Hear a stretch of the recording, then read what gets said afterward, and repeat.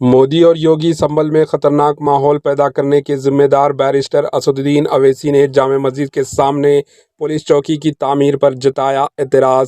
Barrister Owaisi نے دکھائے کاغذات۔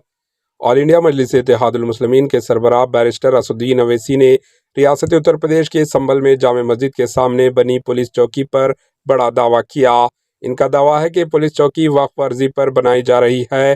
قبل ازیں مقامی لوگوں نے بھی پولیس چوکی کی تعمیر پر اعتراض جتاتے ہوئے کہا تھا کہ یہ وقف ارضی پر تعمیر کی جا رہی ہے، جبکہ حکام نے زمین کو سرکاری بتایا ہے۔ حیدرآباد کے رکن پارلیمنٹ بیرسٹر اویسی نے ٹویٹ کر کے زمین سے متعلق دستاویزات ڈاکومنٹس بھی شیئر کیے۔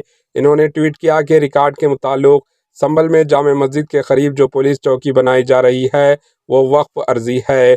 قدیم یادگاروں کو قانون کے تحت محفوظ یادگاروں کے قریب تعمیراتی کام ممنوع ہے۔ مودی اور یوگی سنبھل میں خطرناک ماحول پیدا کرنے کے ذمہ دار ہے۔ انہوں نے لکھا کہ پولیس چوکی جس مقام پر تعمیر کی جا رہی ہے وہ وقف اراضی ہے۔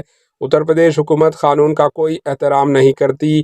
وہیں سنبھل کے ایڈیشنل ایس پی شریش چند نے زمین کو سرکاری قرار دیتے ہوئے کہا کہ جس زمین کو وقف مالکیت بتایا جا رہا ہے وہ دوسری زمین ہے۔